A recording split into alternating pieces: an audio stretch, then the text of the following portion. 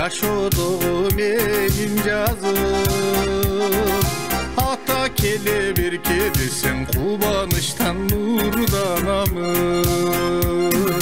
садагам менин жан кызым тилдери таттуу бал кызым бакытка батып жүргүндө өзүңдү берген Kudayım Ay çıray sulu gelbettin Sadagam kızım vermetin Atanın kızı dedirtip Alkışın algın edindim Sadagam benim can kızım Tilleri tatlı bal kızım Bakıtka batıp жүргүндө өзүңдү берген Kudayım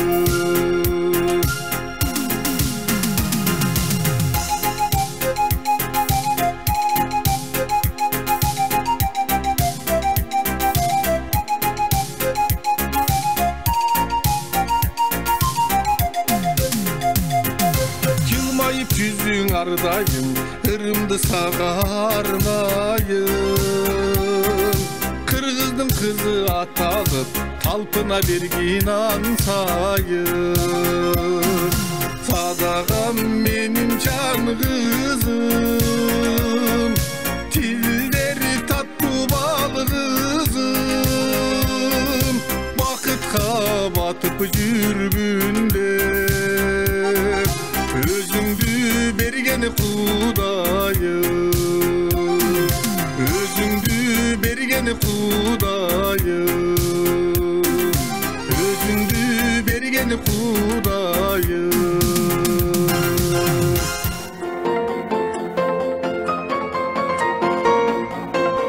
Заттын тилеген өмүр болот, бирөө сөзгө сынып каңыл көңүл болот. Ошол өмүр текке кетип солубасын, көңүл назик, эч качан оорубасын. Кот береке бакыт болуп үйүңүзгө баарыңардын тилегеңер орундалсын. Амансыздарбы урматтуу телекөрүүчүлөр, ЛТР каналында ырга айланган өмүр музыкалык көрсөтүүсү. Билесиздерби, кыргыз оон дүйнөсүндө кайталаңыз кереметоондорду жараткан мына ушу улуу инсандар, алардын жолун улаган мына ушу таланттуу оончулар элибиздин арасында арбын. Биздин көрсөтүүлөрдү ЛТРдин YouTube, Facebook, Instagramдагы баракчаларына кирип, кайталап көрүп, биздин конокторубузга өзүңүздөрдүн каалоо тилек, ой пикириңиздерди калтырсаңыздар болот. Чындыгында эле талант бул жараткандан берген олжо деп бекеринен айтылбаса керек. Бүгүнкү биздин коногубуз да өзгөчө. Анткени мына ушул алыскы Каракулжа жергесинде жаратылыштын койнунда мыкты ырларды жазып, бүгүнкү күндө мыкты ондорду жараткан оончу жана аткарчу Сейитказы Токтошев бүгүнүздө конокто. Кош келиңиз. Ассаламу алейкум. Ассаламу алейкум. Саламатсыздарбы, кадырлуу кыргыз калкым, урматтуу телегерүүчүлөр. Биздин көрсөтүүбүз ырга айланган өмүр дейт. Артка кылчайганда мына ушу балалык кез эске түшөт. Негизи биздин көрсөтүүбүз 3 бөлүктөн турат. Биринчи бөлүгү ыр дүйнөнүн башаты дейт. Чыгармачылыктын башаты, бул талант кимден калган, ата-энеден, анан өзүңүз жериңиз жөнүндө айтып берсеңиз. Канча жашыңыздан алгачкыоондор чыгардыңыз же биринчи ыр жаздыңызбы ошондон? Мен алыскы Каракулжа районунун Алайкы өрөөнүн Кангоргон айылында 1976 жылы 16 июнда төрөлгөнмүн. Балалыгым айылда өттү. Айылда Жусуп Мамыр атындагы орто мектепти 11 классты бүтүрдүм. Ошо бала кезимде эле ырдачуум мектепте окуп жүргөндө эле. Анан өзүңүздөрдү же башкаларды? Башкаларды ырдачуумун. Андан кийин биринчи ыр дүйнөгө кайтып келгеним, биринчи оонум ушул 2005 жылдары болуш керек. 2005 жылдары Сулуу кыз деп сөзү менен оонун жаздым. Биринчи оонум ошол болду. Ошол ырым ырдалбай эле жүрдү көптөн бери. Азыр мына белгилүү оончу, аткаруучу Руслан Нарымбаев иним ырдап жүрөт.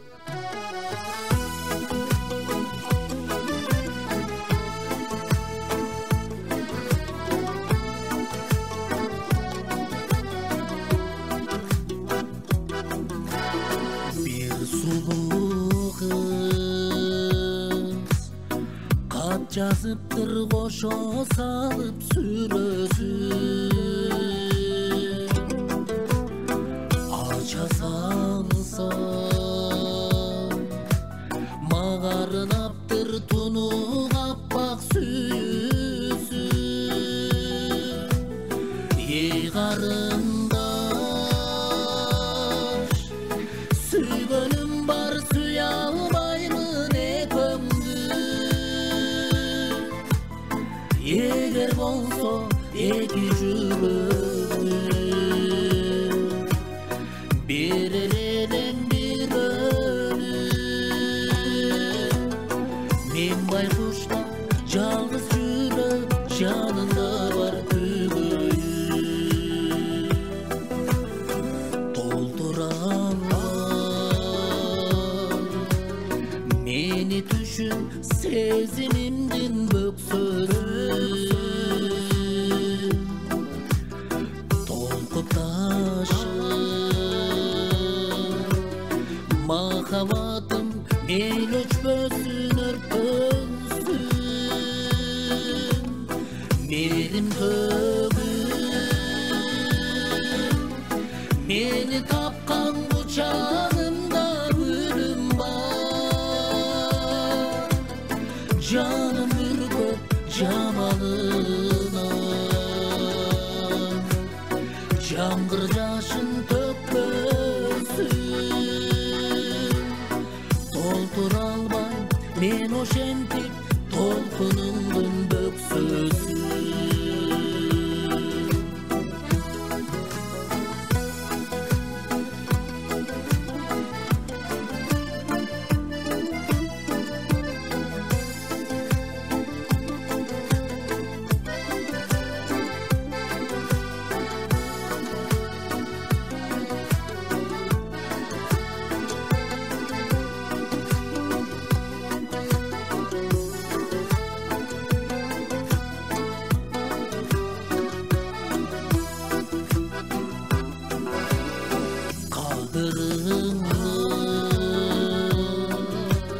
Төмөн таштап билем айттың оюңду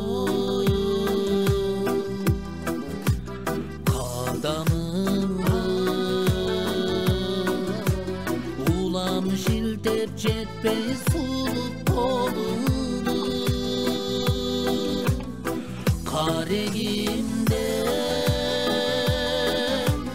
түнөк таппай калсаң дагы өкүнүп каалаганым ошол тапсаң болду жолуңду сен унутуп сезимиңден менин бары жолумду сен унутуп сезимиңден менин бары жолумду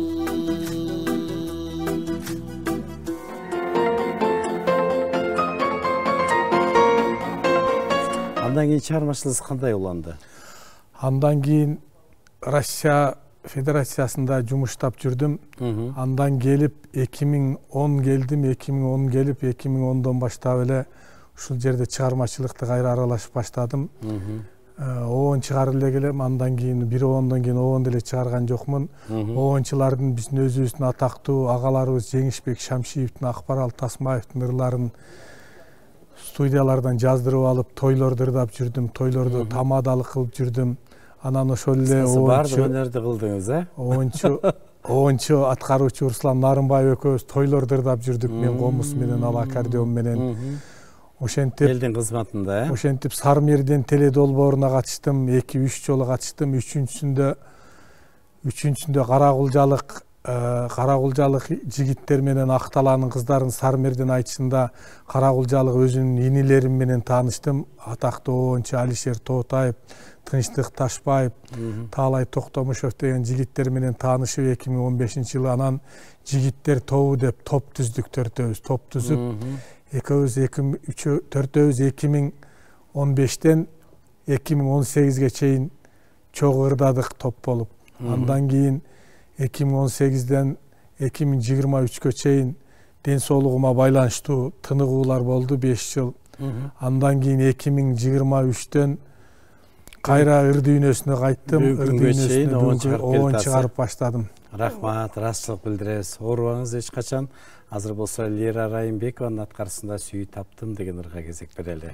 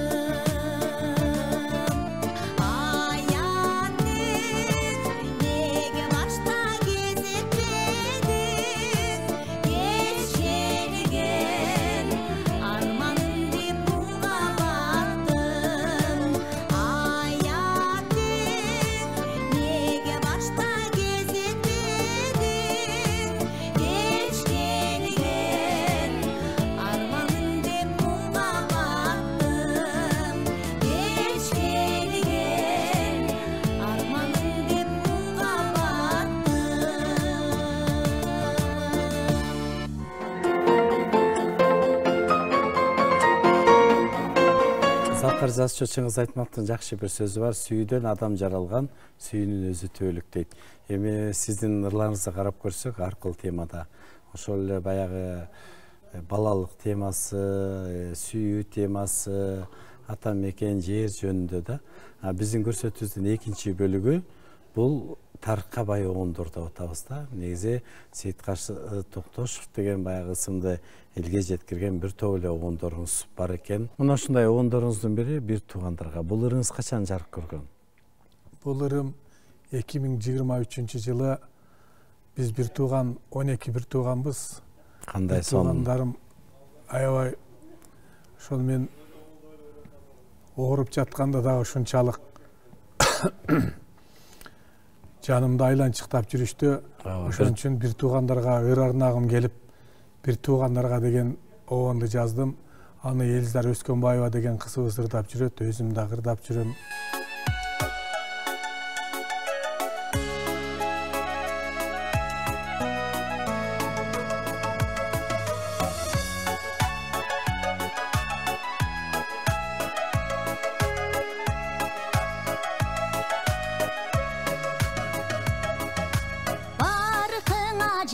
Beken bir tuğanini eceni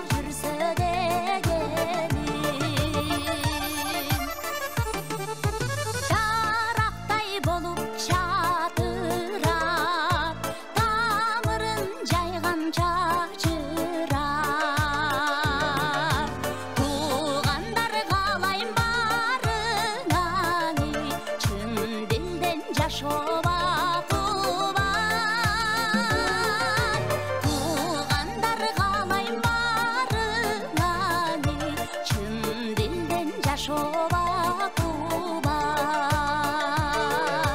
чын дилден жашоо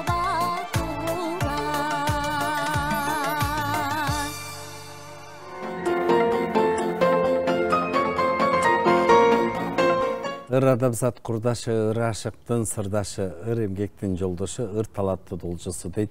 Биздин студиябыздын кадырлуу мейманы жогоруда мынакей Сейитказы өзү сөз кылгандай, ушу бир канча ырларына оон жараткан калемгер, таланттуу акын кыз Жылдыз Темирбек кызы бүгүнүбүздө конокто. Кош келиңиз. Бүгүн мынакей биз сизди чакырганыбыздын өзүңүз билесиз, ушу Сейитказы Токтошов сиздин ырларыңызга оон жараттыр. Уктуңуз да, кандай оондору мындай купулуңузга толдубу? Кандай байланыш болду? Каяктан алды сиздин ырларыңызды, ошондон айтсаңыз. Албетте, баягы ырга оон жазып, көйнөк кийгизип кооздоп аткан адамдын ыры бул жаман болбойт. Ыр жазган адам үчүнчү. Анан көпчүлүк учурда оончулар менен биз ошо жогоруда айтып өткөндөй эле WhatsApp группалар, ушундай таланттуулардын бирикмелеринде ошол жактан таанышабыз. Ошол жактан алынат да ырлар негизинен. Анан сизге алгач ошо жиберди да, оонду кандай угуп ырыңызды жөн эле окуп койсоңуз, эми оондурларга айланып атат да, кандай сезимдер болду? Башында ырды жазып эле жүрчүмүн, оон чыгат деген деле оюм жок болчу ырларымачы. Мен бала кезден жаздым да. Анан кызыгып койчумун да, баягы телевидениядан ырларды, аккордеонду ырдап ачса, кандай болот болду экен деп, кандай адамдар ушундай мындай нотага түшүрүп, ушундай ырларды ырдайт болду экен деп кызыгып койчумун да. Анан биринчи жолу жөнөткөндө бардык эле ырларды бир жөнөткөндө эле негизи биринчи чыгып аткан ырларың үчүн сүйүнүп эле кабыл ала бересиң да, ушундай сезимдер болот экен. Эң сонун. Биз көрсөтүүсүнүн жүрүшүндө сиздин оондоруңузга кезек берели. Күтөм сени дейт. Сөзү Жылдыз Темирбек кызыныкы, оодо Сейитказы Токтошов, биздин керемет Калыс Кебекбаева деген таланттуу ырчайдын коштосунда угалы.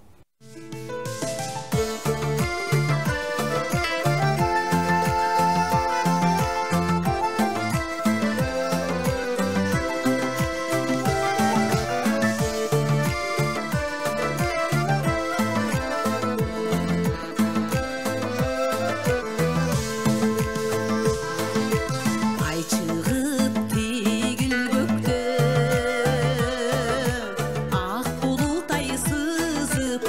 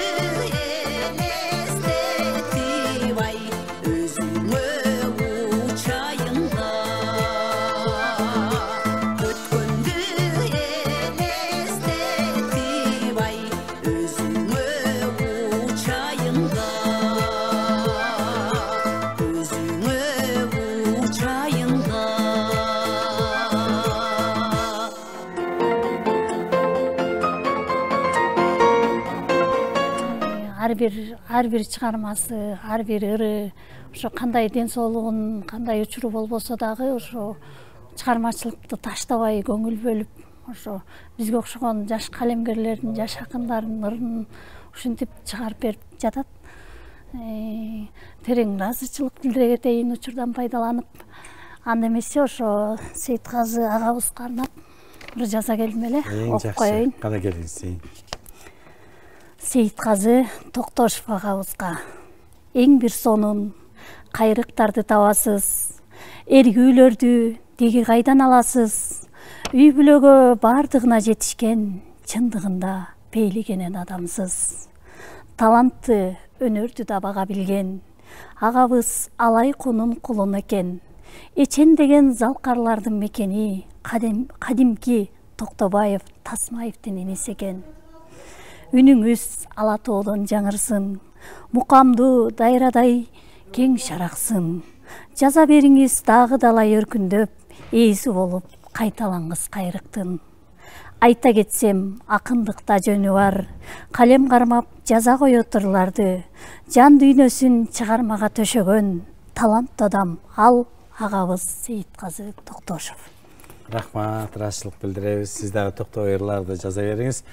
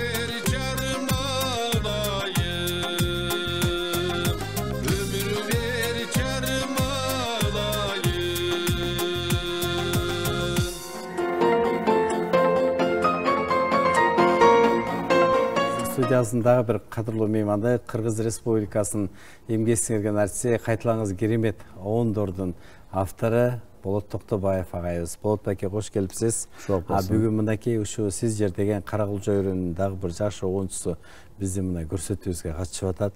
Албетте сиз эми оончу болгондон кийин ырларын угуп көрдүңүз да. Кандай баа бердиңиз, кандай кайрыктар экен, акка нарыктан сугат дегенде Рыспай Абдыкадыров, андан кийин сиз мынакей артыңыздан ушундай жаштар келатат дегендей. Жакшы болот абдан. Сейитказыны таанышып, ушу чыгармачылыгына күбө болуп келатканыма 10 жылдан ашып калды. Биз ушу Каралжалык улуу күчү ушу Бишкектеги шаардагылар биригип өнөрпоздору, Каралжы кайрыктары деген коом түзгөнбүз. Анан ошондо таланттууларбы? Таланттуулар, өнөрпоздор. Анан ошондо баарлашып, ырдап, кеңешип, шимчүрчүбүз. Сейитказы абдан жакшы ырдап, аткаруучулук чеберчилиги жакшы. Жакшы болот экен деп анан концерттерде катышып, концерттерде чогуу ырдап жүрдүк. Анан эле бир 2-3 жыл болуп калды. Байке мен ушу оон чыгара баштадым, угуп көрүңүзчү деп. Окуздубу? Ой, жакшы болот деп алгач оондорун уктум. Жаман эмес, жакшы башталыптыр деп ушундай шык берип койдук баарыбыз эле. Анан ошондон бери чыгармачылык менен ошондо байма-бай жакшы иштеп келатат да, өзү ону чыгарып. Эми бул Сейитказынын оондору баягы элдик маанайда, элдик колоритте чыккан оондор болуп келатат. Өзү да ошо тоолук жигит. Каралжы бар эле тоолук аймактан ошол биздин улуу Залкар оончу агабыз Жигишбек Шамшиев сыяктуу комуз менен ушундай жакшы элдик маанайдагы, элдик колориттеги оондорду чыгарып келатат. Жакшы, азырынча ушу башын биз колдоп келатабыз. Буюрса баягындай улам ташала берет да. Азыр башында ушуну колдоп коюу биз тараптан да, силер тараптан да туура иш болуп атат, туура жол болуп атат деп ойлоп атам мен. Рахмат.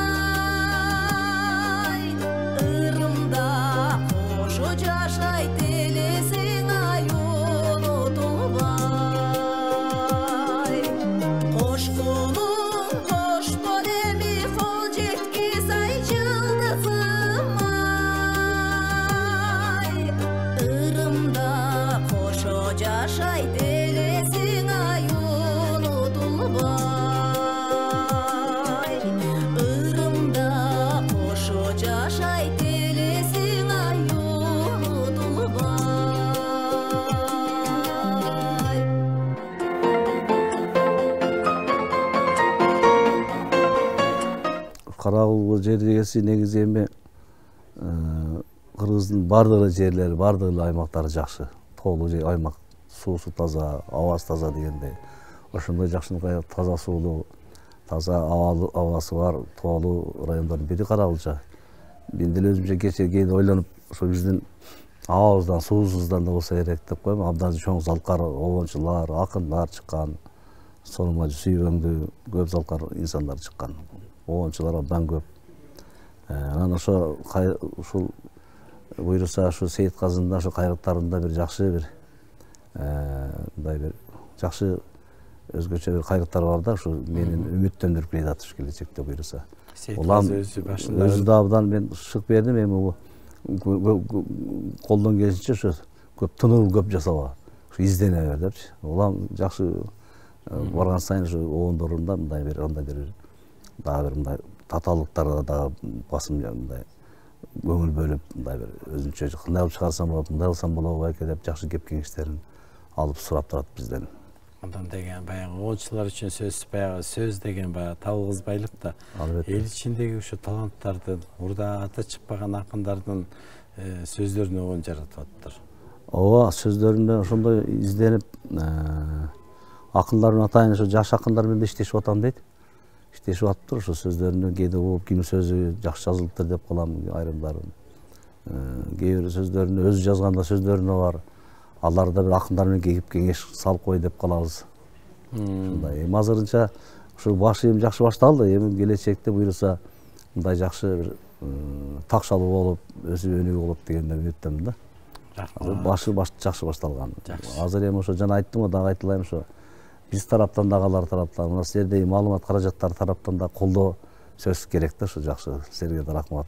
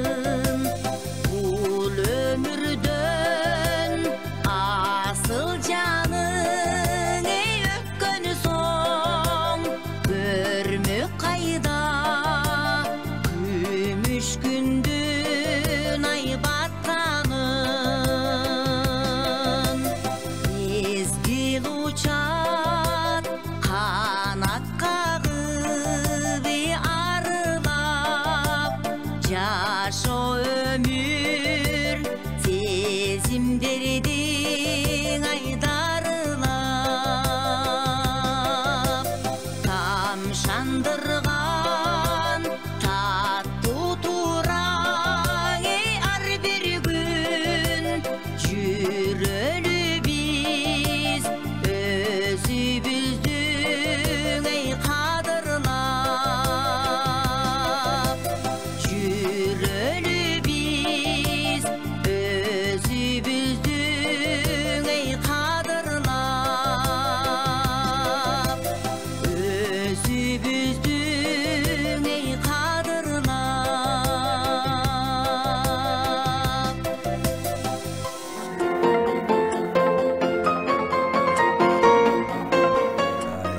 бирден жазылыш тарыхы өзүнчө да мынакей өзүңүз айтып атасыз 25 жашымда мына ошо сулуу кыз деген ырды жаратып бүгүнкү күндө мына элибиздин таланттар аткарып жүрөт да. Андан кийин дагы бир жакшы ырыңыз бар экен, сүйүүдөн калган издер дейт.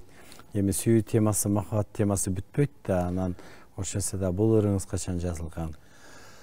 Бул ыр деле жакын арада жаралды, 2024-жылы жаралды.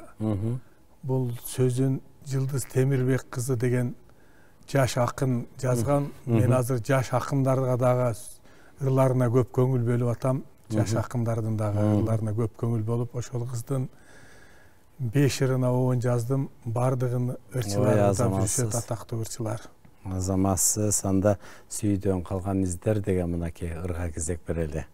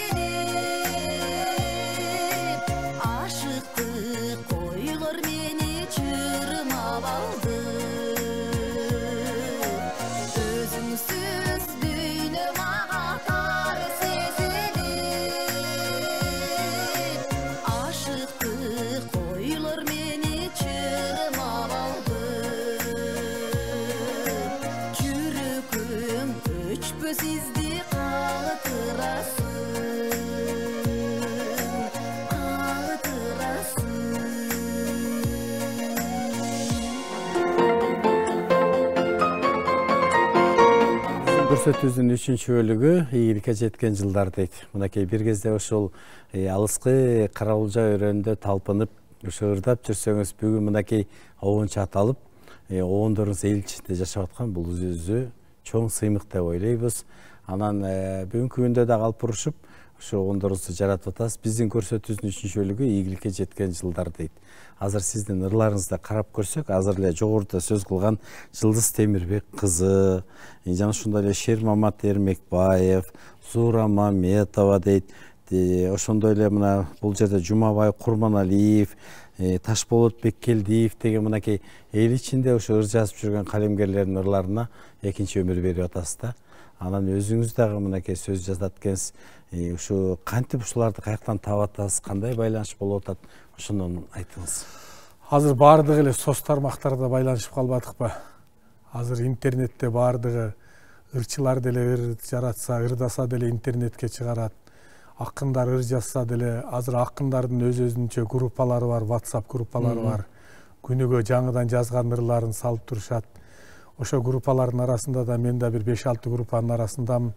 Ошолорду жазган ырларынан тандап, жактырып, ошол группалардан алам, көбүнчө эле соц тармактан алам. Китепти азыр китепти эле көп издебей эле ошо соц тармактардан неме кылып калбадыкпы? Анан бирок акыркы мезгилде мына аз эле болду, 10 күн болду.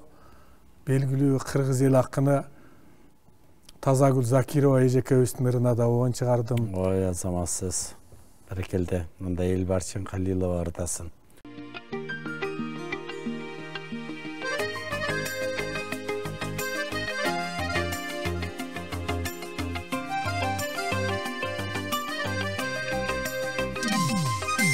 Ардагым эркелеп келесиңби, кусадар жүрөгүмдү сезесиңби,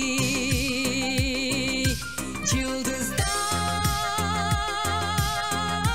жарк этип бир көрүнгөн, мен үчүн кол жеткиз белесиңби,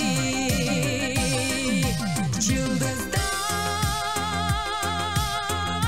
жарк этип бир көрүнгөн, мен үчүн кол жеткиз белесиңби, сагындым жылмайган элесиңди, сен мага колуңду бересиңби, жылуулуктар тулап жүрөгүмө, сүйүмдү арнасам сезесиңби, жылуулуктар тулап жүрөгүмө,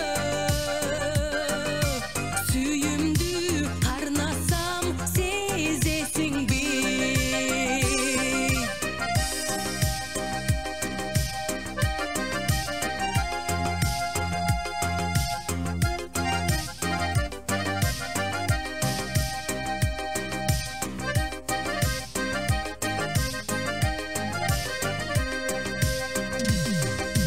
Арзулар сүйүлөр өкүнүчтө, калбасын ардагым арман болуп, мен сага сүйүмдү билдиргенче, калбасын көңүлдөр муздай тоңуп, мен сага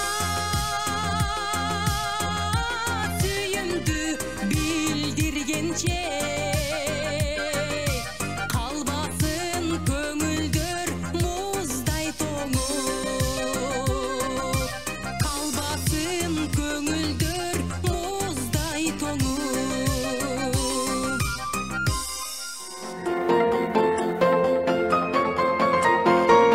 Карабулжа өрөөнү тарымтарга бай, айрыкча мынакей Ырдымпир Рыспай Абдыкадыровдун кичи мекени деп айтсак болот. Мына ошол жерден сиз дагы ушундай оңдор жаратып отурасыз. Негизи айтып атпайсызбы, мен бала кезде ырдагам деп, мындай ырчы болуш үчүн дагы бирөө таасир берет да. Кайсы ырчылардан таасир алдыңыз же оңчулардан таасир алдыңыз? Анан ушул оңдорубузду кимге угузуп көрдүңүз сиз? Мен бала кезимде Асанкалы Керимбаевдин оңдорун ырдап чоңойдум. Бала кезимден баштап. Эс тарткандан бери билем, Асанкалы Керимбаевдин ырларын ырдап чоңойдум. Андан кийин азыр ыр оон жазганда оондорум ушул өзүмдүн жердеш агаларым белгилүү оончу Болот Токтобаев, Акбарал Тасмаев деген агаларым бар. Ошолор менен кеңешип ушундай оон жаздым. Кандай болуптур деп биринчи ошолорго угузуп, сындатып көрөм көбүнчө. Сындатып, анан кийин анан эл алдына алып чыгып, анан кийин анан ырдайым деген ырчыларга берем. Анан ырдашат. Бул оон чыгарууда эле өзүнчө эмгек да. Күн түн деген көз май, атайын илхам келиш керек деп айтат. Ошондон улам мына ушундай оондор жаралып отурат. Сизге эркин микрофон, кандай бир жакшы сөзүңүз, каалоо тилегиңиз элибизге болгон? Мен эми кыргыз элиме аманчылык, биринчиден ден соолук каалайм. Өлкөбүз өнүксүн. Ар бир адамдын жүрөгүндө мындай жакшы тилек жашасын да. Ар бир адам мен, ар бир кыргызстандык, ушу 7 миллион кыргызстандын жүрөгүндө келечекте жакшы деген үмүт, тилек болуш керек. Буюрса баардыгы жакшы болот деген баардыгыбыз ниетибиз бир болсо, баягы жакшы тилек жарым ырыс дегендей баардыгыбыз тилегибизди бир болушубуз керек да. Бир тилекте баягы бир жеңден кол бир жакадан баш чыгарып деген сыяктуу. Элибизге аманчылык каалайм. Ден соолукта болгула, баардыгыңарда тынчылык болсун, жакшы жашообуз болсун, бакубат жашообуз болсун, өлкөбүз өнүксүн. Силерге да Элтер телеканалына рахмат. Мени чакырып ушундай көрсөтүүгө тартып отурганыңарга чоң ыраазычылык билдирем. Баардыгыңарга, Элтер коллективиңерге. Рахмат, ыраазычылык. Оорубаңыз. Адамга азыр эң башкы байлык бул ден соолук болуп калат. Ортодо ден соолуктан мынакей ден соолук үчүн канча убактымды кетирдим деп атасыз. Мындан аркы оорубаган жакшы күндөрдө жолугалы. Биз болсо сөзсүз түрдө Нуска китеп дүкөнүнөн атайын конокторубузга китеп алып келебиз. Сизге ушу чөптүн түрлөрүн жазган Дүйшөнбек Чомоевдун атайын китеби бар экен. Мүмкүн окуп көрсөңүз сизге ден соолугуңузга пайдалуу болсун. Рахмат. Урматтуу телекөрүүчү, биздин көрсөтүүлөргө жакындан жардап берген балдардын жана өспүрүмдөрдүн улуттук сейтек борборуна ыраазычылык билдиребиз. Дагы жолу кайталап атабыз. Биздин көрсөтүүлөрдү LTR'дин YouTube, Facebook, Instagramдагы баракчаларына кирип, мына ушул көрсөтүүнү кайталап көрүп, өзүңүздөр ой пикир каалоо калтырыңыздар. Жан дүйнөңүздөрдө дайыма жакшырлар болсун. Кызматыңыздарда мен Айбек Асанбек уулу. Кийинки эфирден амандашканча саламатта калыңыздар.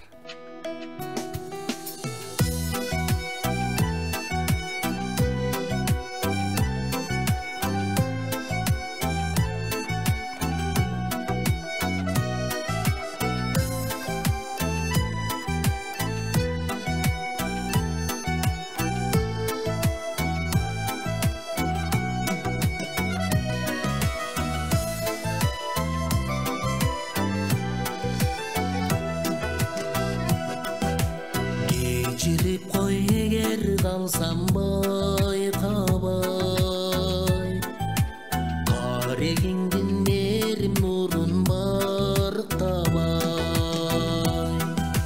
Эгер кетсе менден күнөө жан бирген, жууп салчы капалыгың сактабай. Жууп салчы капалыгың сактабай. Өтсө күндөр агын судай шаркырап, алуу сезим барат улам алсырап. Кайдыгерлик тосуп биздин